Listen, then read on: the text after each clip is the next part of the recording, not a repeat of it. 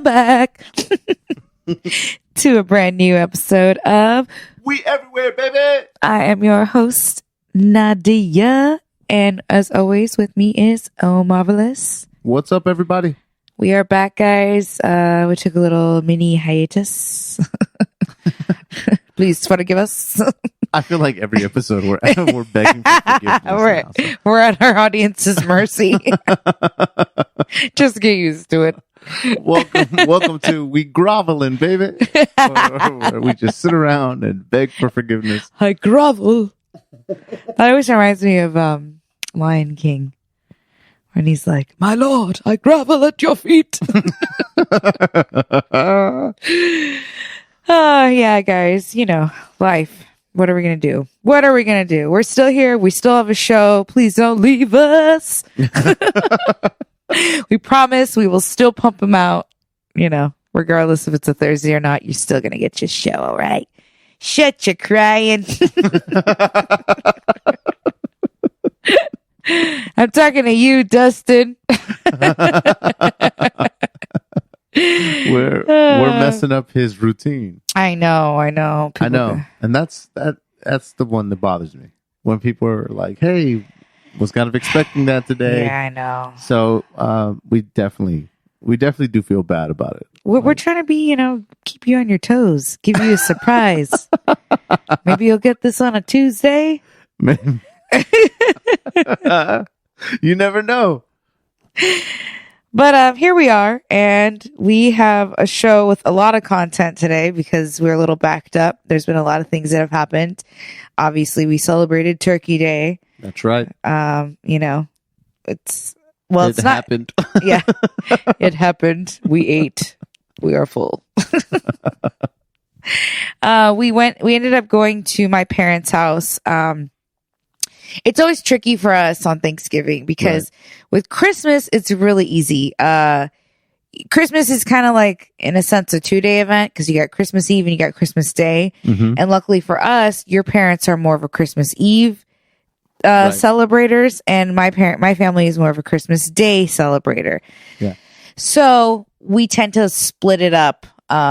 We do Christmas Eve with your family, Christmas Day with my family. It all works out. Thanksgiving is a lot trickier, especially since my family, it'd be a lot easier if geographically they were closer, but my family is like an hour away in, you know, deep Orange County. Mm-hmm. And your family is close to us, like 5 minutes away in Inglewood as well.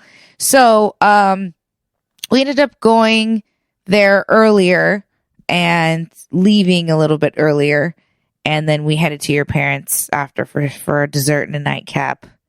Yeah. And I mean, that's it is tough. You know what I mean? Only because you want to visit both. Yeah. So it's not like we dislike one more than the other. No. Which would have made it really easily like, oh, well, we hate going over there, so let's not go there. Or, and you know, we parents, hate going to your mom's. And all up in their feelings. Yeah. No. So we're always like, how can we accommodate and this and that? And for me, this is almost like, well, we've mentioned it before. I mean, that it was more of a new phenomenon because all of my past relationships have been with what I like to call the day eaters. I was with a bunch of day eaters. AKA white people. So it was always like an earlier Thanksgiving dinner with, you know? Yeah. To me, it's like Thanksgiving lunch. Why is that a cultural thing? Like, I swear to God, I don't know. White people do love to have their Thanksgiving hella early. Yeah, I don't know. Like, Mexicans are so late with theirs. And it was always funny because they were like, oh, you're not spending it with your family? And I'm like, oh, no, I'm going to go to that after this. Yeah. And they're like, well, what time did they eat? I was like, I don't know, 7, 8? And they were like, what? That's so late. But now, you know what I mean? Now our parents are eating a little earlier because there are no spring chickens. You know what I mean? So they're trying to eat it like 6. Yeah, well, my parents pushed it to like, I think we ended up eating around 5 by the time everyone got there and food was done. Because we got there like 3-ish. Right. And then by the time we actually like sat down to eat, it was like around 5, which is probably totally normal. But for my family, that was a bit early. Yeah. They pushed it a little early. And that was great. You know what I mean? Yeah. We got to eat. We got to have a couple drinks. Yeah. Still sober up. and make it to my mom's for, like you said, for basically just dessert and drinks. Yeah. So, but it was cool. It was no drama. And we were Which close is to great. home, so you could stay there for. I mean, they went on to like probably past midnight. We were there. Yeah. So yeah, it all worked out. Everything was good. Food was good. I found a bomb ass. I was really craving mac and cheese, and I knew that my mom, like my family, doesn't really make mac and cheese. So I was like, I am determined to find a good mac and cheese recipe because I've made it in the past, but it's never been to my liking. Either it was too dry, it didn't have enough seasoning, like, because I would always just kind of, the way I like to do things is like to follow the recipe the first time and then make my adjustments. Right. But I still had not come across the right recipe. Then I found this one on, was it Instagram? Yeah, it was a Reels. So I found this one and I can totally repost it because it was bomb. And I added a couple other seasonings that she didn't have. Proprietary ingredients. Threw my little flair on it. But man, it was really delicious. Super creamy, very cheesy. Exactly what I wanted. Yeah, that was a really good mac and cheese. Yeah. So it was a success. It was a success. Yeah. What's your favorite Thanksgiving dish or side? Damn. I love, which we didn't have at any of the Thanksgivings this year, is I'm a big ham guy. Oh, yeah. I love that honey baked ham. Yeah. You're going to have to bring that So next bomb. time. Yeah, no. If I want to eat it, I have to bring it. You got to bring it. Yeah, I'm really big on that. I've come around on stuffing a lot. Man. Like that's taken me some because my years. mom makes a really good stuffing. Your mom's stuffing is good. It's really good. And the thing is that my Aunt Rosa also makes really good stuffing. Uh-huh. But to me, it was just like, all this bread's getting in the way of the meats. Nah. You know what I mean? It was all like turkey and ham. You just wanted the meats? For a while, I was just eating like I was at medieval times. Just meats with my hands. But yeah, I think, I'm not sure which one of my aunts makes like a green bean casserole bacon thing. Oh, uh-huh. I guess it's a casserole, but it's not. I don't know. I wouldn't call it a casserole. It's a casserole. What makes it? Well, you know what? Let's not sit here and debate. It's in a dish. You put it in the oven. You know what? I don't know. Does it got the onions? Does it got the onions? Does it got the onions? Yeah, it's got the French onions and the crispy onions on top. But I don't feel like it's congealed. Like a casserole is like not congealed, but you know what I mean? Like what you I know what you're saying. It as like a square. But that's not always a casserole. That's just in your mind of what a casserole is, and that's not always a casserole. All right. Well. Anyways, moving on. Well, I'll say that my new favorite is those what were they, like fried short ribs that we had, because we were at Nadia's mom's house and all of a sudden some Chinese food showed up and it was like, what? Well, we had some new guests at our table this year. We had my brother's girlfriend, Angeline. She's not a new guest, but her mother and her brothers came along and joined us because their dad, he works on Thanksgiving. And so they don't really celebrate Thanksgiving. It's not big in their household because their dad's not there. And so they're like, whatever. So my mom invited them over and that was really fun, to have new people there. And she brought a gang of Chinese food and we were like, hell yeah. Chow mein next to my turkey. Don't mind if I do. It was like the surprise I didn't know I wanted. It was so I great. ate so much. Yeah, it was amazing. Yeah, I was like, man, I do not have enough room on this plate. Yeah. Like I was like, this is great. Yeah, we ate well. It was really good. Yeah, I mean, everything went well. I can't think of anything crazy that happened. Well, I mean, my parents did keep my dog. I will say that. We went over there for Thanksgiving and came back without a dog. Yeah. So Bourbon is now at my parents' house. She's on a staycation. She's rat hunting. She was hired. Yeah, exactly. Yeah. She was hired to come. My parents have, what is it? Mandarins? No. Something like that. Mandarins, right? Sure. What are the little oranges called? I can't. There's mandarins, tangerines, oranges. Is it a tangerine or is it a mandarin? See, now I don't know. I would say maybe it's tangerine, but the point is tomato. Yeah, burrito. They have these little oranges that are growing in the back. Okay, yes. I'm gonna go with tangerine. Sure. Let's do that. So they're growing. Is everybody on board? Let's continue with the story, please. Whoever's taking notes, oh my go ahead and God. erase that and start with tangerines. Totally irrelevant to the story. I really got hung up on it. It could be an avocado tree for all we give a fuck about. Let's carry on. Uh-huh. Okay, so anyway, and they also have like their back patio has an awning on it. And they were hearing some scurrying, if you will, back and forth. And they were like, "Oh, what is that?" Maybe it's a possum, but it ended up being a rat.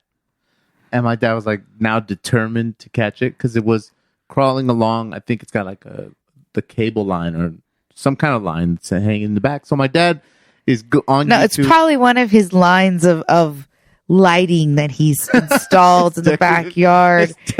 His decorative lighting of recycled wine bottles that he hangs in the yard with lights. Omar's dad is a very crafty man. Their backyard looks like a cantina. Yeah, it's great. It's great. You could film like a low budget spring break episode. Totally. Like Saved by the Bell. Yep. Everything's handmade and crafty and different colors. But yeah, so the rat was getting to the tree, eating their mandarin, tangerine, whatever. Now I can just see my dad pouring drinks. You want another drink, Sacmores? Not Sacmores. Amen. Screech.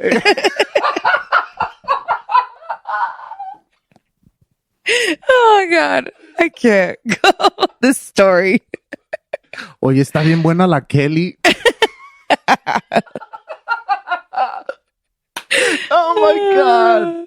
Oh Jesus. The point is my dad couldn't catch this rat. He was doing all kind of crazy YouTube traps. Like, trying to just be... Yeah, like, he kept making homemade traps, and your mom kept making fun of him. So my mom is riding his ass, like, yo, you're never going to catch it, blah, blah, blah. They have my brother's dog over there, and my mom calls me. She goes, you know what? This dog is useless. I need you to bring Bourbon over here to catch this rat.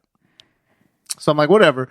So I take her over there, let her run around, and in 2 days, they had caught it because she was barking at it so much. I don't know if she confused it or scared it, whatever, but it killed itself and went into the trap. I think it just went into the trap from being annoyed.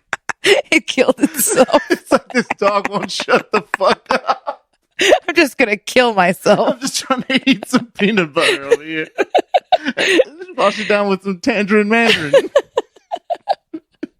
Yeah, she redirected the rat into your dad's homemade little cage setup. My dad was like, okay, you might as well just leave her here. Like, yeah. She's earned her stay. Well, I will say is like Bourbon got used to being outside over there. Like she's a very adventurous dog. Mm-hmm. So the fact that we don't have a yard, like, yeah, it sucks. It sucks for her. I know that. I miss her a lot, but I know that she likes running around in the backyard. So I know she's happy. And when we do finally get a yard, we'll bring her on back. Yeah, exactly. And it's like, we'll leave her over there for like a week and then like bring her back. And we'll take turns. And whenever she comes back, she sleeps for like a day and a half. She's exhausted. Like, oh my God. I ran so much over there. So Penny's enjoying all the attention of being an only dog now. She's all really, about it. Yeah, she is. But that was Thanksgiving, and we hope you guys had a good Thanksgiving too. Yes. If you guys had some dramatic stories, send us Send us a Yeah. message. Got any Oh my family God. drama? My cousin set the house on fire. Oh Lord. What else? Oh, we went to a wedding. We went to your cousin's wedding. That's right. Yeah. Fuck. That was fun. So congrats to Christy and Kirk. They got married. Those are Christy is Omar's cousin, and her and Kirk. Well, they've been together for a while now. They got married at the Malibu Lake. What was it called?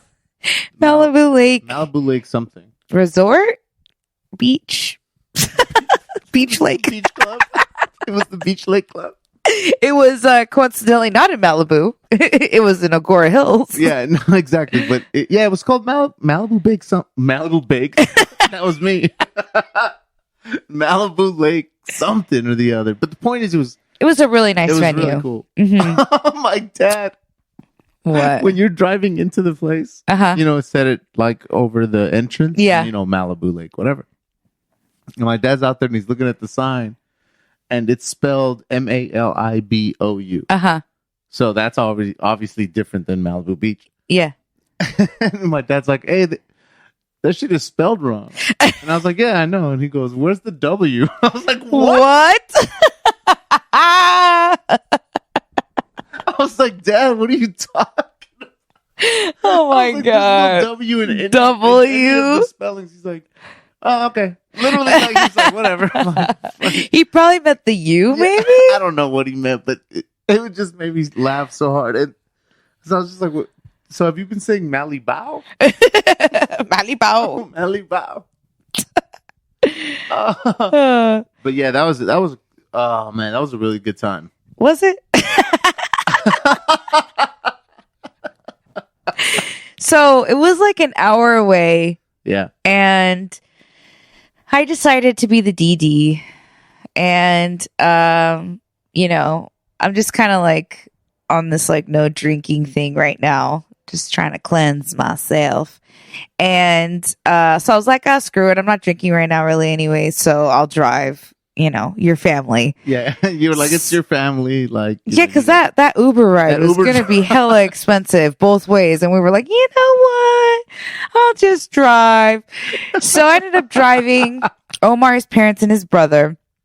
We go, and like, mind you, like, this is the first gathering that we've had with your family since pre-pandemic. Like, I hadn't seen your aunts, like a bunch of people. None of us had really gotten together, not even for the holidays, nothing. Like, everybody was super strict about it. You even had a few people who were still wearing masks. They went through all the protocols, like we had to be vaccinated, have a negative test, all that kind of stuff. Yeah. Which was great. And the majority of my family, are very safe. Really into, like, they're pro-vaccination, if you will. Yeah. I mean, they're not like, they don't like thump on about it, but I'm saying they're all vaccinated. They're about it, and they're about quarantining. Like, they don't go anywhere or see anyone. So like, they're about it. It was a pretty safe bunch of people. Yeah. Yeah, I felt safe. But it was really nice to see everyone and get together. Yeah. But with that being said, everyone was so excited to see each other and to drink. And of course, I was sober, and I was just like, "Oh, this sucks. Everyone is so annoying."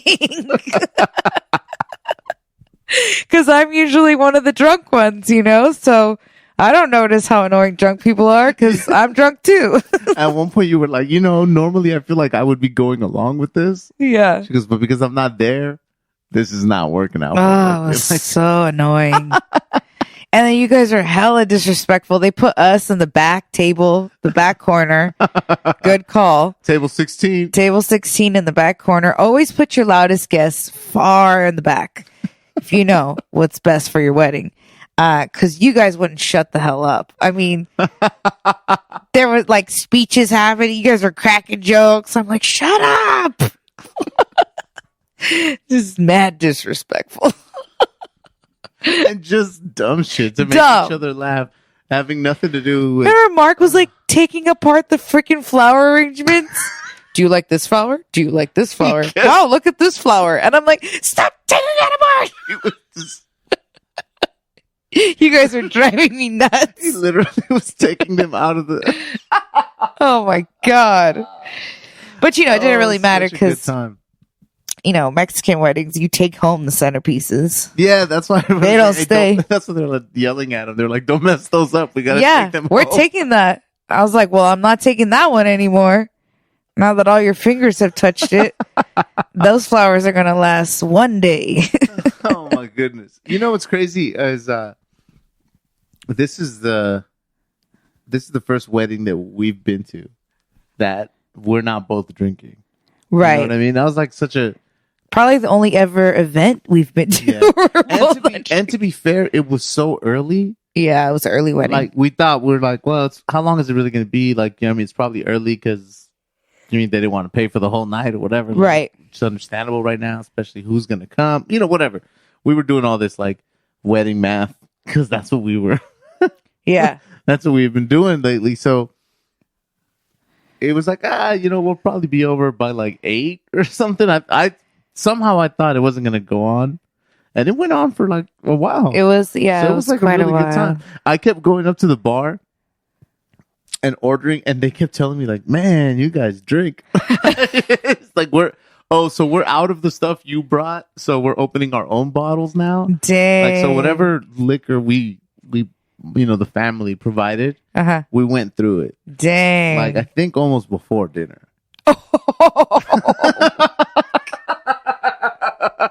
Wow. Yeah, it was crazy. Wow. Oh, wow. But we had an amazing time, and it was good to be back at a wedding.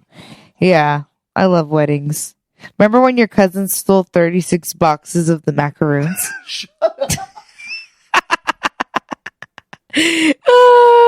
So, okay, at the end, after they had like the cake and stuff, they had like a dessert, little table with some desserts and stuff.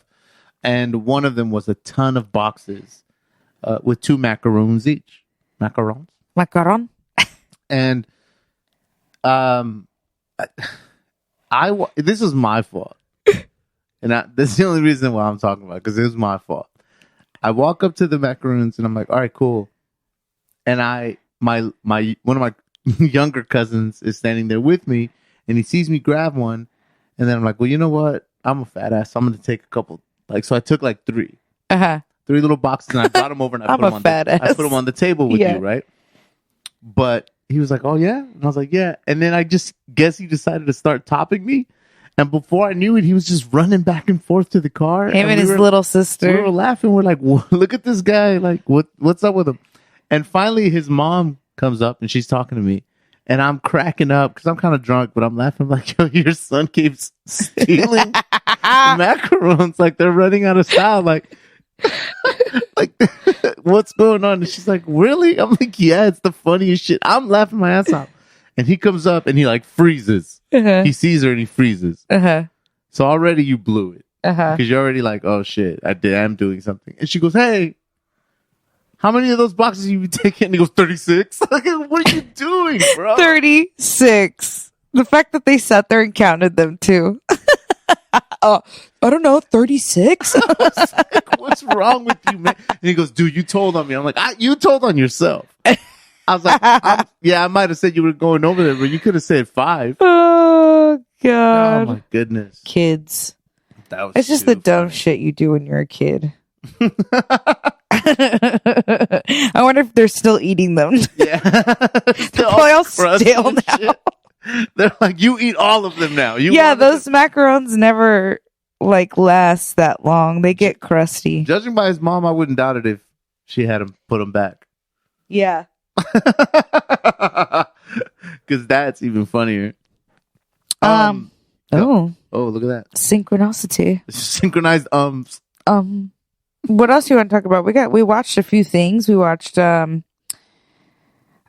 watched some things. We watched some things together. Where shall we begin? Well, how about this? I will say that you watched something that you have a ton of notes on. Oh, yeah. So why don't we go with that? Well, I got into an Adele black hole because I just love her so much. And they had that one night only special, which I believe is on Paramount Plus. And she performs songs from her latest album at the Griff. Is it Is it Griffith or Griffin Observatory? Griffith. Okay. Griffith. That's what I thought. And then I was like second guessing myself.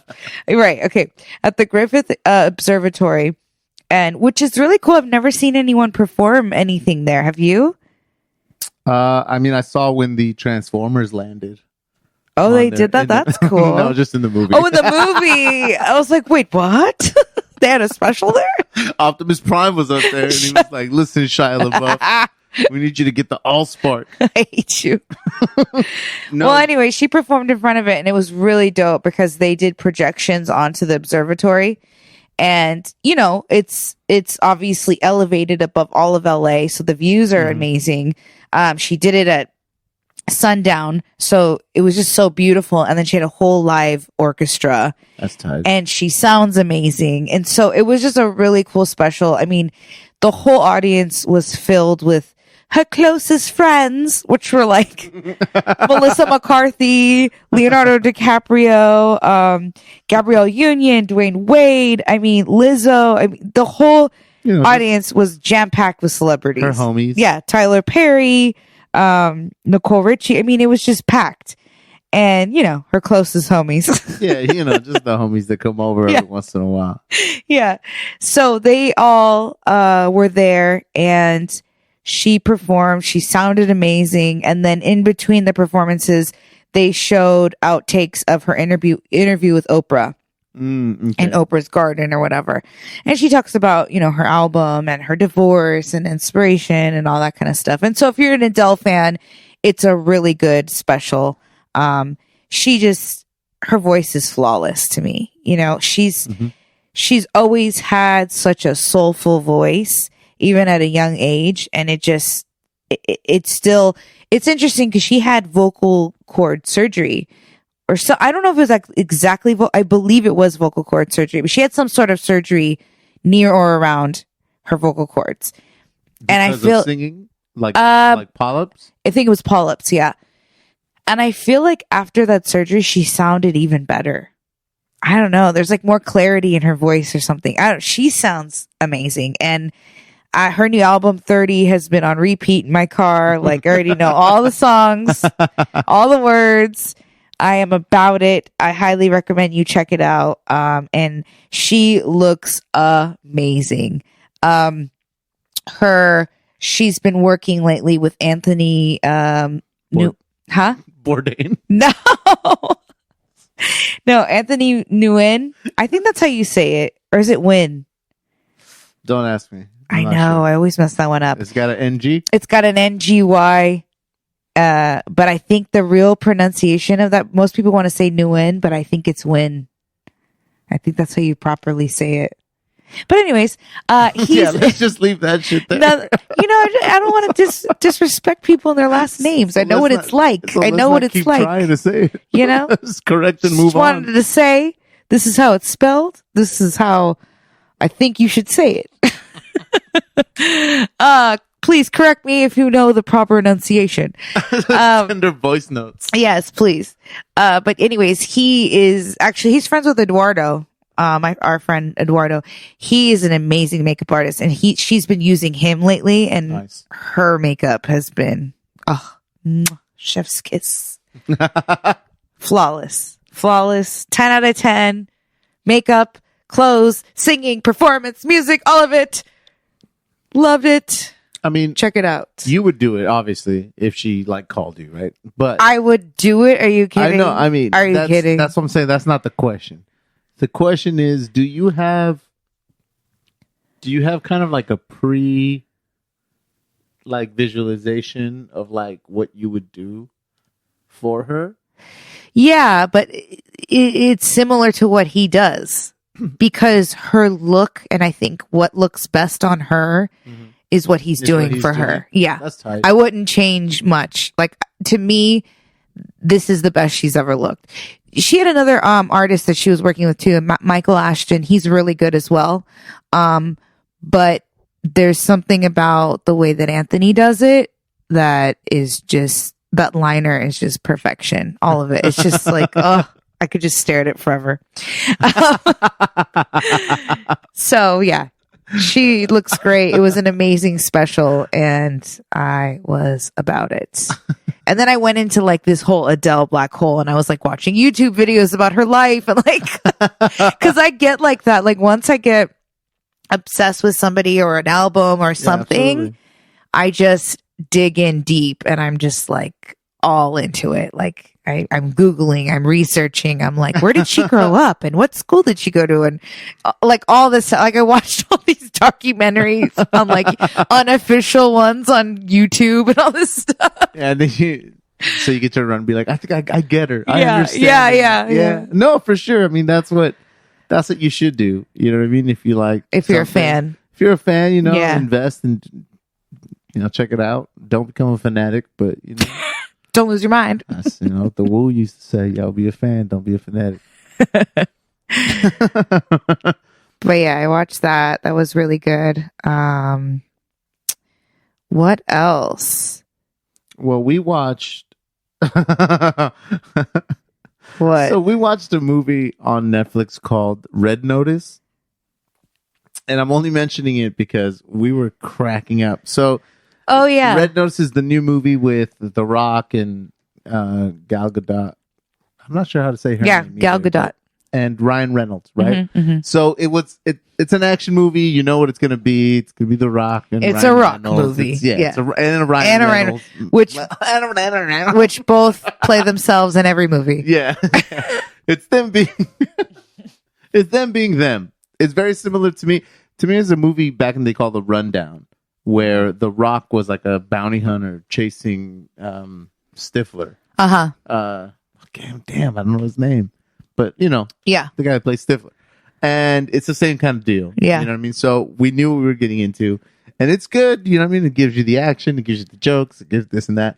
But there is there's an actor in it, a guy named Chris Diamantopoulos, something like that. But I know him from Silicon Valley.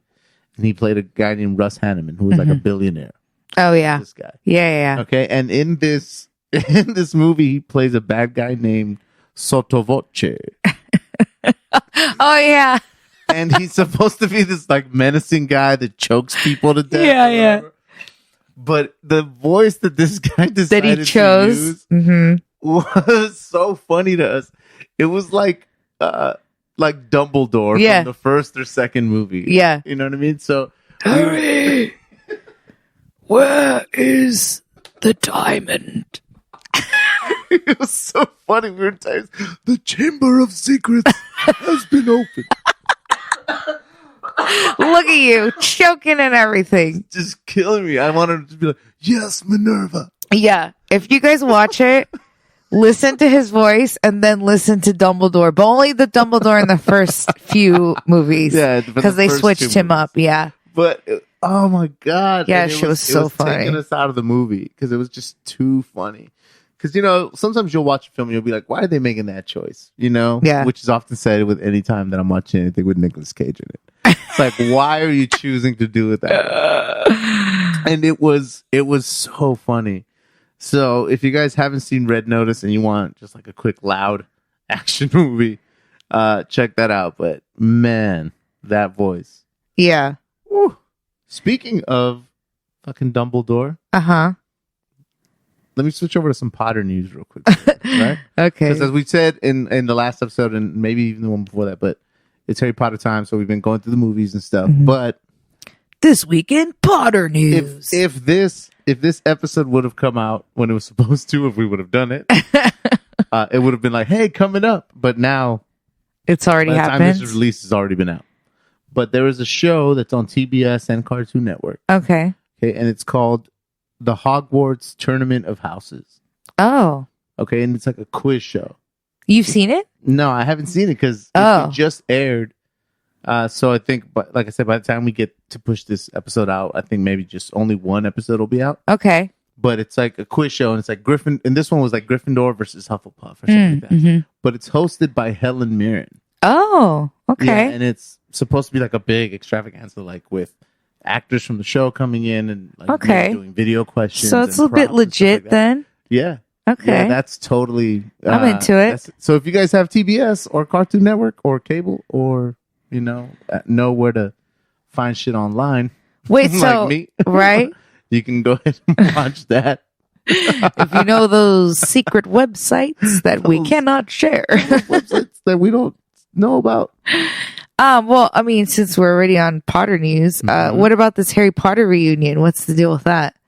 That is gonna be amazing. When does it come out? What are the deets? Honestly, I think it's supposed to drop on New Year's Eve. Oh. Or New Year's Day. Okay. Like that. But yeah, it's supposed to be, it's a 20th anniversary of the movies, of the first movie. Oh, the first basically. one. Wow, 20 years. Yeah. That's wild. It's crazy. Yeah. I mean, they were little kids when they started that first one, but man, 20 years. That sounds wild. Whew, we're getting old. Yeah, so they're doing a whole, just kind of like Friends did, like anybody is doing right now. Nostalgia's real big right now. So they're doing that. And I heard they're getting as many people as they can to come back, but not JK.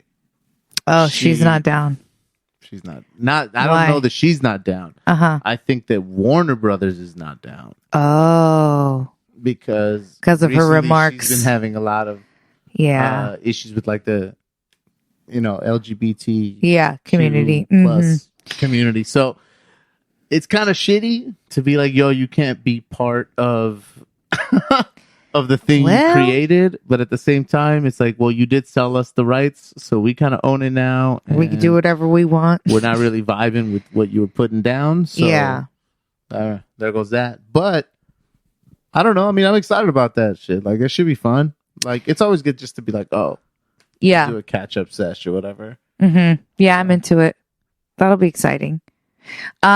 Another thing that I'm kind of excited for, I don't know if you've seen the preview for it. They just released like a couple weeks ago, or no, they might have released it before, but I just saw it a couple weeks ago. Okay. Is this new Pam and Tommy show? Did you hear about that? On Hulu? With the guy that's the Winter Soldier. I don't know about that. Sebastian Stan. That's his name. Who's that? He plays Tommy? He plays Tommy. Oh, okay. Yeah. See, I don't know who that is. I just know that Seth Rogen and Nick Offerman are in it, and they play the guys who come across the sex tape. And naturally. Yes, naturally. Okay, got it. He just showed me a picture of this guy that plays Tommy. I think it's good casting. When you see him all done up with the tats and the long hair and everything, and then I don't know who they picked for Pam, but she looks a lot like her too. I think they did a good job. See? Yeah. I mean, he's definitely looking like, I mean, looks wise, they did a good job. We'll see how the acting goes. That soul patch and that. Yeah. That greasy hair. But it's directed by the filmmaker Craig Gillespie. Gillespie? Is that? Is there an S before? We're having a hard time with names today. Who's we, white man? Why are you trying to listen? You know there's a Mandarin and Tangerine. Why you gotta be bringing up old shit? That's not what this is about. Well, Gillespie. And he directed I, Tonya, which we really liked. Yeah, I, Tonya was really good. Was really good. So I'm thinking if that's got a similar feel to it, and I think that this could be really good. The preview looks really good. And yeah, it just kind of like goes, what they chronicle is the scandal that broke out when they found the sex tape.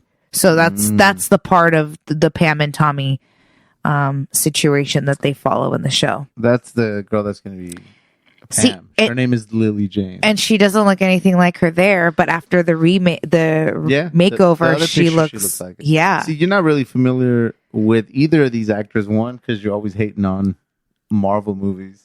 So you don't know about Listen, the Winter Soldier. I never hated on them. When I say, hey, do you want to watch this Falcon and Winter Soldier? What did you say? I ain't watching no Falcon Soldier. That's what you said to me. Like, didn't even bother to get the name right. I mean, and Lily James is from... well, let's not get into it. Lily James is from Downton Abbey. Okay. So she's going to be like, Tommy, we're family. How could you sell our sex tape? We're family. Family. Stupid. Anyways, that's going to be coming out on Hulu. I don't know when it's coming out. I forgot to look that up. But just be on the lookout. Be on the lookout. We'll let you know. We'll let you know when it comes out. It looks really good. Yeah. I'm into it. And speaking of Hulu, before we get off Hulu, Mm-hmm. We started Dope Sick. Oh, yes. Which was another documentary. I'm addicted to that. By the homie TC. Yeah. And she told us to check it out. And it's so far so good. It's really good. Like, you can't stop watching it. Yeah. It's like, well, I think we did like 4 episodes or maybe 3.5. The episodes are long. No, we got into 4. We got into 4. Man, but it's really good. It's really, really good. That chronicles the beginning of Oxycontin and how it was basically responsible for the opioid epidemic. Mm-hmm. So just a lot of corrupt things that were happening as far as FDA labeling and the lies that were told and just studies that they used to back it up that were like, once people started really investigating, it was like, wait a minute. Yeah. What is this even based off of that they're saying that Oxycontin is not addictive? They're saying less than 1%. That's what they started telling people. Less than 1% of people on Oxycontin will not, or no, it's, what was it? How did you? Let me not butcher this Nadia shit. Was fired as a pharmaceutical rep. I could never. She's like, listen up, doc. Less than 1% of the percents of the. You know what? Just buy the shit. Just buy this shit. They're gonna like it. They're gonna like it. No, they were saying that because it puts a lot of the emphasis of not a lot, but it definitely shows the pharmaceutical rep version, not version, their stance, their part in it. Yeah. You know what I mean? Because as everybody knows, once somebody's a doctor, they don't graduate knowing all that shit about what medicine is best. They end up getting their information through pamphlets or periodicals and through pharmaceutical reps. So these pharmaceutical reps are coming through and telling these docs, hey, less than 1% of the people on Oxycontin get addicted. Yeah. And it's got this 12-hour release. And the FDA has a label that they created that basically said it wasn't as addicting as all the other opioids. Yeah. Just all the shit that is kind of just underhandedly putting this drug out on the market. And it does a lot of flashbacks between 96 when it like really dropped and this, that. And, yeah. There's a lot of back and forth in the show, which can get a little confusing. You have to really pay attention. Yeah, if you miss one of those time shifts where they show you the year, you're just like, wait, what the fuck? Yeah. But so far, it's really good. The acting in it is good. The wigs in them are terrible. Terrible. Hair department, you're fired. Yo, I don't know, man. The budget was bad for the wig. Yeah, it was not good. The wig. It was almost like, why is that person even wearing a wig? Because, I don't even think that these characters existed, really. It's not like you're trying to look like. Yeah. Like, what?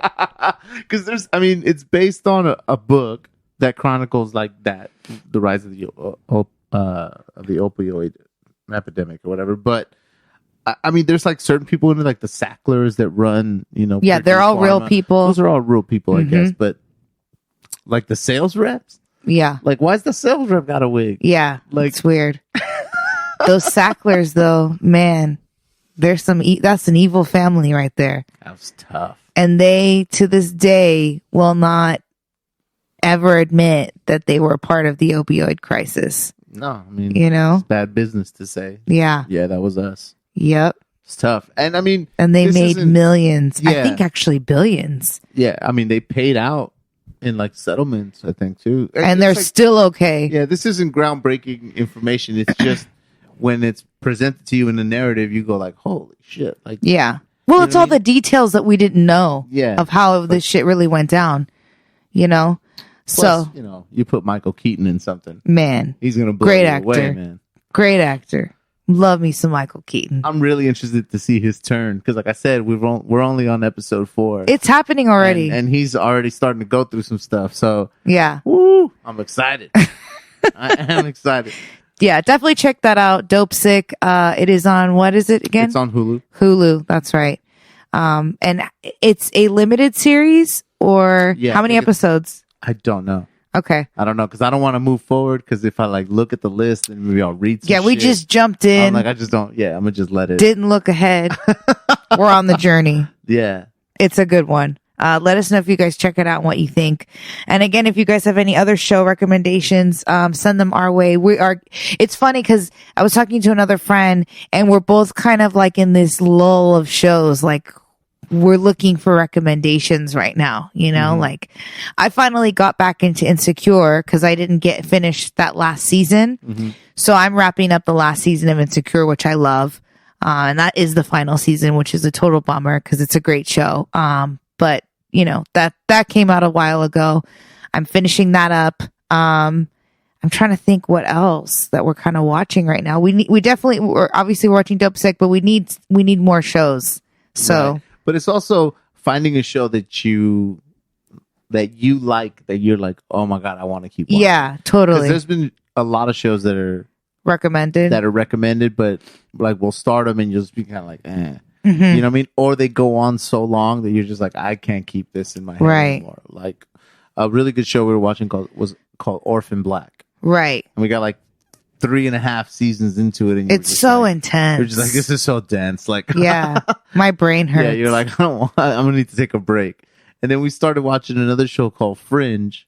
Yeah, which is one of like my favorite shows. That's a great show. But this is like a show from network television. So it's like 22 episodes a season. Yeah, and sometimes you just want to get through something real quick. Yeah.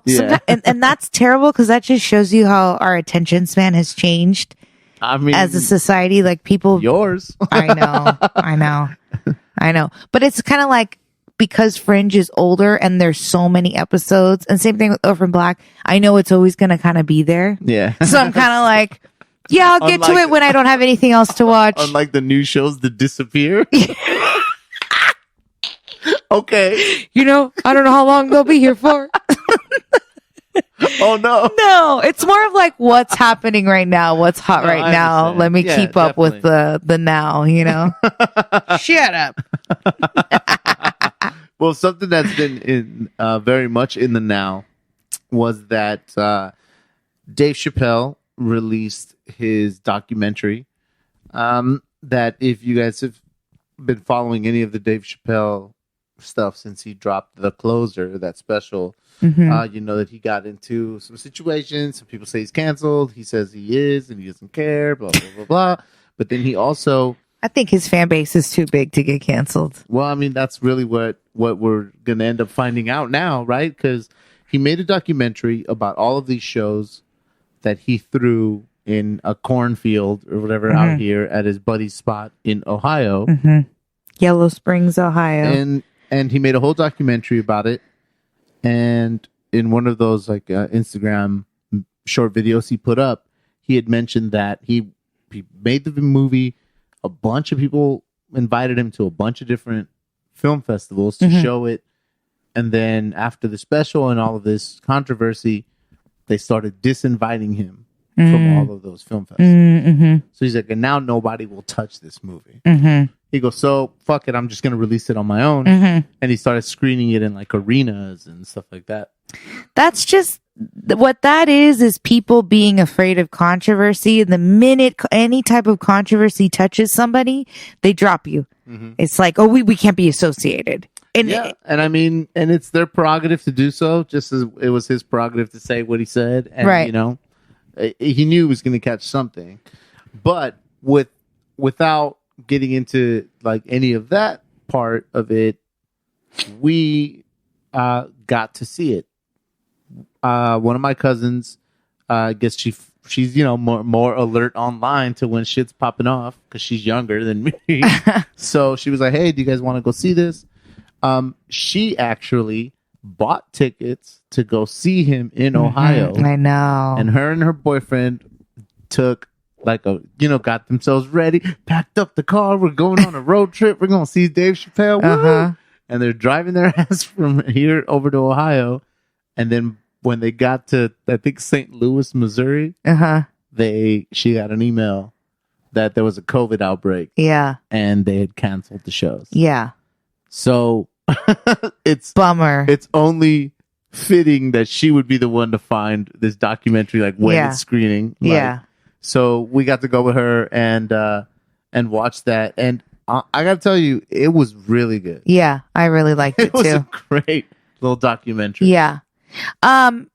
It's also set the background of this whole documentary is because of the pandemic. It's set in the tone of there is a pandemic happening. And as comedians, what does that mean for us? Because a live audience is the livelihood of a comedian. Like it is everything to them. And without the live audience, and we've seen it, on live streams or whatever, it's awkward. It's not the same. They can't perform to the best of their ability because there's no audience reaction. You know what I mean? And a comedian thrives and lives off of those applause, off of those laughter, off that laughter. And it's like, this pandemic was, I'm sure, brutal for them, Yeah. Oh, many of us, it was. Right. But, as a stage performer, to not, because musicians can perform and post their stuff. They don't necessarily need the audience reaction the same way that a comedian does. You know what I mean? Right. It's a different, it's a different medium. you know? Exactly. But it's crazy because I remember Thundercat, right? Right. So I don't know if you guys know who Thundercat is, but he's a bassist. He's almost in his own genre. Yeah. Right? Did they create a genre? It was what do you call I can't remember. Oh God, I can't remember. But the point is, he plays real jazzy, funky, R&B. Just it's kick ass. It's got its own, But yeah. he did some shows early pandemic where everybody was in their car. Oh, right. Exactly. They were doing And that it was too. him, and I think there was a comedian that opened for him, maybe Hannibal Buress or somebody. But our friend Brian went, and he said it was weird because Yeah. when you're laughing, you're honking or Yeah. what do I do? Everybody Yeah. was in their car, so it's sure, you're laughing in your own car, but the comedian can't hear it. Yeah. So he doesn't know if that joke worked or not. Yeah. He doesn't know if anything's landing. And I remember Thundercat saying that he's it felt like I was performing on the freeway. There was just people fucking honking at me, he's I'm trying to get down. And That's shit. hilarious. And people were just ha ha ha. Yeah. It's just that's not the way. No, yeah. It's torture for them, and Yeah. comedians are already sensitive. Yeah, I know, right? But the documentary definitely it's a lot. It had that really familiar feeling of Dave Chappelle's Block Party. Right. If you guys ever watched that, which is basically the same thing. It's him coming up with an idea, mounting that idea, and it working or whatever. This one Or the hurdles that they had to face. This one is longer because it went. I don't know. He did over 100 shows. Yeah, I think. something like that. Something like that. And then you get all of that. You get him inviting comedians getting tested. They do a bit on the extensive testing that they had to do, and how that still wasn't enough. And also not just also trying to figure out how to corral them into, okay, these people have been tested so they can go over here, but these people haven't been tested so they need to stay over there, and just all the inner workings of all of that. And then one of the comedians, who was it? Donnell Rawlings. No, it was Jon Stewart. No, the one that hugged the audience member. It was Joe Joe Coy. Joe Coy was like, "Fuck it, I'm tested. Whatever, come and hug me. I dare you to hug me." And then they're like, "Man, why did you have to do that?" And they had to take the audience member and the test. guy from the audience. Sorry, man, we gotta go test you. Yeah, because they weren't testing the audience members. They were all 6 feet apart and had their masks, but they weren't being tested, and it was all outdoors. But just shit like that they had to deal with. Yeah, I mean, they got their own machine to test. That was automatic. Yeah, so that was kind of crazy. But it even goes into little small town politics. Yeah, where he's mounting what ended up being, for that town, a bit of a sizable production out in the open. Yeah. And then you get small town politics, people not liking the sound, or you made a bit of an enemy with the zoning director from Yellow Springs. Yeah. who looks like, he's like one of those Duck Dynasty dudes.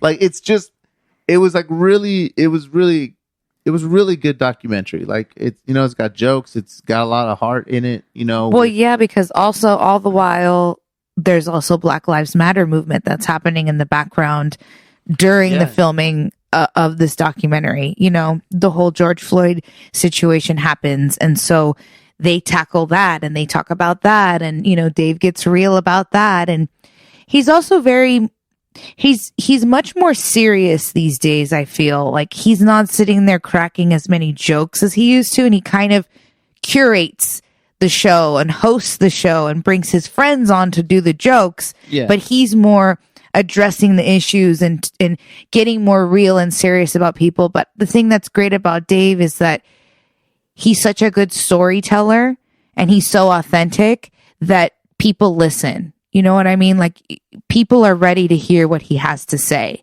And he just does it in a way where he can reach people and gets his point across. And I don't know. It's just, I think he, in his own way, is eloquent in his own way in presenting this information to people. Yeah. And I think it's also interesting because any of the stuff that you might not like from the special is not really in the documentary.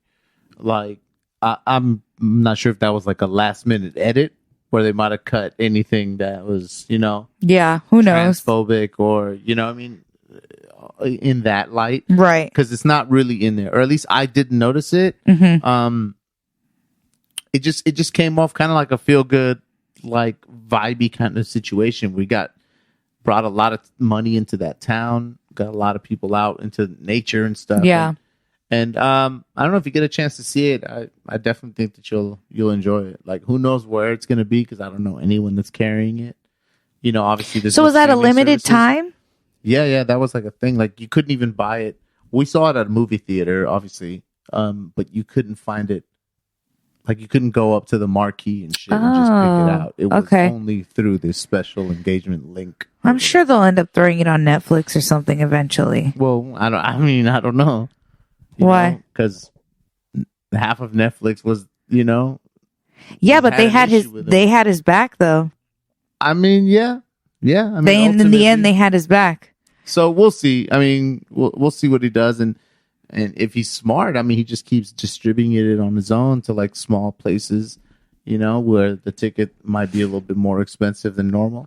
You can just make a lot of money like that. Yeah. I mean, Kevin Smith did that with like the last couple of his movies. Like, before he sold it online or whatever, he would just tour it out like a road show kind of a deal. Yeah. And just make all the money back that he can there. You know what I mean? Because if you're like, hey, a night with for Dave Chappelle's documentary, let's say this wasn't the cost. I looked at the price, but I'm just saying, if he was like, yo, $30 a ticket, and you fill a fucking theater or an arena in his case, or a draft house or something like that, I mean, you can make your money like a lot. You can make a lot of money like that. Yeah, touring it around the country. But all I know is that I had FOMO watching it because I was like, damn, that would have been so dope to go to one of those shows. And I mean, not only because it was Dave, but also because it was during this time that was such a monumental time in our lives and history. To have them do something like this, and all these major comedians that are coming, and they don't even know, like Chris Rock came with like no jokes, but he still killed it. It was still hilarious. They end up FaceTiming Kevin Hart, and those are moments that are like, you had to be there. You know what I mean? And it was like, damn, I wish I could have been a part of that. What I really liked about it was that there's all the comedians that were coming out to do his shows, and there weren't as many shown in the movie as I would like. I mean, they showed clips of them, but not like, me, I would have liked to see all of sets. Yeah. There's not a comedy showcase, but the point is that a lot of them, that was the first place that they got to perform for quite some time. So it was like, you can see them. Yeah. Remember Jon Stewart? Like, he didn't want to take his mask off. He was like freaking out. Yeah. What's her? I want to know the name of the Wolf. Yeah, Stephanie Wolf. No, not what is it? She's a comedian. Michelle Wolf. Michelle Wolf, And she's a comedian that at the beginning of the pandemic was, I think, touring with Dave. Yeah. And just ended up staying at his house. Yeah. And there's a lot of growth that happens Right. with her as a comedian Mm-hmm. throughout the process. Yeah. And I think that's where you get to see a lot of like Dave's nurturing Mm-hmm. situation where he's giving points, like the joke. He's doing a lot of like comedy breakdown in the back. Yeah. And that to me was like amazing. Yeah, Like, it was. It was just really cool to see him dissect something, break it down in a way that I wouldn't have, because I'm just a comedy like fan. I'm not a comedian. You know, so to watch him break it down and be like, look, here's how this story should be told. And if you flip it like this, you know, the audience will follow you. It was just like really, really good. And he was doing that they would film him watching everyone's sets, you know, and it was like, he was like this big brother to everyone and kind of like talking about, oh, this person's going through some shit, so this is why their set sounds like this or whatever. And just kind of a backstory as to, it was just really interesting. Great documentary. Keep your guys' eyes out. I don't know. We don't know where you're going to be able to watch it. I don't know what's to come of it. But if it comes out somewhere where you can see it, we definitely recommend you guys check that out, because it was really good. And I kind of want to watch it all over again. Yeah. And what was it called? Live in Live in Real Life. Live in Real Life. Yeah. Yeah. It was really good. But changing gears for a minute real quick. Speaking of Dave, because you remember how when Kim Kardashian, when she hosted SNL, so I don't know if you knew, she hired, I don't know if these are just her friends. She called up and was like, hey, help me out. But she hit up a bunch of major comedians to help her write her jokes for that SNL skit that she did. And Dave was one of them. But now, as we all know, her and Pete are dating, which is very interesting to me. Pete Davidson of SNL. What the fuck? It's just funny because you just see them and it's like Pete's just down for whatever. Like, whoever wants to date him, he's like, yeah, sure, I'll fucking date you. Let's go. Let's do this. Like, I feel like any chick that hits him up, like, he'll date them. Yeah, what like, he's just down. He just texts back real quick. Yeah. He's just always good at texting back quick. Like, yeah, sure, I'm down. Yeah. He's quick on it, you know? That's so funny. But yeah, so through her dating Pete, and then her SNL feature did really well. Mm-hmm. I don't know if you heard about this. No, what? But Pete and of course Momager Chris, they put their little brains together and were like, how can we make more money off of this? So right now, I don't know if you know about this, Kim is in talks to launch a comedy tour with the help of Pete and Kris Jenner. What? Right. How do we feel about this? I think that's garbage. Because look, I don't have anything against Pete Davidson, whatever, but yo, he's not good. He's like, not that funny, honey. You didn't pick the right one. Dude. For me, it's like, okay, I love Saturday Night Live. Right. Like, I grew up watching it, and I don't feel like he does anything on that shit. Like, yeah. They don't use him for anything in sketches. Now that he's kind of popping, they'll put him up and he'll just be like, hey, I'm this guy. Yeah. And then that's it. It's like, hey, I'm Aaron Rodgers. Oh, hey, I'm Joe Rogan. Hey, But he's like, not actively funny. Yeah, bro. Like, yeah. Again, I don't know the guy, so I don't have anything against him, but just as a viewer of the show, like, you're not the best part of that show. No. You know what I mean? So it's like, I just don't. Yeah. What's going to come of this? Like, the draw for me to go watch like a Pete Davidson set, like, I'm not. It's just not going to fucking happen. And if you tell me that it's like, oh, and the closer is Kim Kardashian with her like fucking comedy styles. No, like, he's not going to be. Like, this is her. This is her tour. Her tour only, not Pete's tour. This is her tour. Oh wait, she's doing like a Kim. Yes. No, fuck that. No, dude, you can't do everything. Like, nah, get out of here. Ugh. It's because they did so well. She did so well. Nah. That they're like, well, Kim does know how to sell out an audience just by being Kim. But to me, it's just like, when is enough enough? When are you going to stop? Like, you can do skims. You can do perfume. You can do all that stuff because you're good at that stuff. Like, that's fine. But like, comedy is not your thing. Like, you pulled it off. Barely, but it's not your thing. Like, it's just not. And so I guess what they're trying to do is they're trying to do like, some sort of like, I think like a throwback, like hosting, what did I read? It was like she's basically kind of trying to like make fun of her family more. And like, I don't know. I just, wait, but like is the show going to be, I mean, you don't know, but I'm just saying from what you've read. Yeah. Is it her coming out and doing like a one woman show, like an act? Yeah, I believe so. But I think it was supposed to be kind of like a talk show satire kind of thing. Something like that. This is all bad. I know. It's like, yo, what stories are you not going to tell us? Like, your whole fucking life is on video. Like, you're gonna blow me away with some shit that like oh, one time, Scott would prank my mom. It's like, yeah, we saw that shit. Yeah, we saw it, bitch. Okay.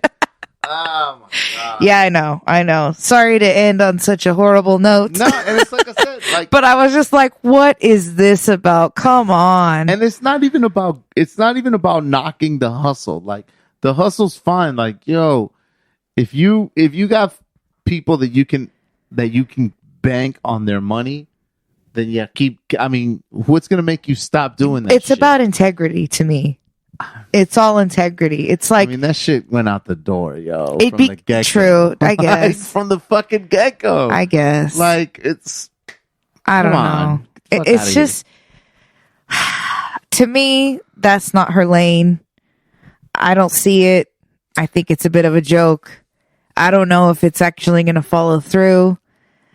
Pete must really laugh hard at her jokes, and now she thinks that she's hilarious or something. Fuck. Because I'd rather he's like, bitch, have you seen your ass? I'll laugh at anything you say. I would rather buy a pair of fucking Skechers shape-ups and rock around the fucking neighborhood and shit than to go watch Kim Kardashian do a goddamn comedy special. Not the shape-ups. Fuck off. Not the shape-ups. With that little bounce. Yeah. Remember the fucking shit you lied about? When you walked on your calves? Yeah. You're like, if you wear these fucking shoes with a marshmallow in the back or some shit. They were like rocking. Yeah. They were like rocking what shoes. What the fuck is this? Like, you know what I mean? Yeah. And you made a bunch of people buy that shit, and then nobody's asses got bigger, and then you had to go, oh, sorry. Fuck that, man. Man, you know what? That's the end of this show. I don't even want to fucking talk about it. He's angry. This is horrible. We'll see what comes of it. We shall see. If anyone has tickets to the Kim Kardashian special, Lord have mercy. We'll be your +2. Because we ain't paid for that. I can't pay for that. No. All right, guys. Oh, that's enough. That's enough. That's enough. We're disturbed. Oh my goodness. Well, better late than never for these episodes. That's our new motto. Thanks so much for tuning in. If you're still tuning in, let us know. We have no idea. We never even check our stats. I don't want to be depressed. I know, we're afraid. I don't like to see when the graph goes all the way down. The chart. You know, I think we're just gonna keep making these shows forever, and just maybe one day it'll take off. That's just the dream. Yeah, we're not gonna check on our numbers. Nah. If anyone ever hits us, it's like, oh, how are your stats? Be like, I don't know. Who fucking knows? We're gonna keep going. Like, I don't know. We're just trying to have a good time. Whatever. That year 7 is gonna be fucking awesome, right? So, anyways, join us sooner than later for another good time. Yeah. And in the meantime, if you guys want to let us know that we're not wasting our time, you can hit us up at We Everywhere Baby Podcast on IG. Oh, we did get some new reviews, and somebody did ask us about couch quickies. Couch quickies. And we took a little hiatus. We were running out of topics, and we were running out of time. We were running out of everything. So we will be having a new couch quickie in the next couple of weeks. So stay tuned for that because it's going to be a really, really good one that you're not going to want to miss. All right, guys, until next time, I am your host, Nadia, and I have been marvelous. Bye, guys. We have a win, baby.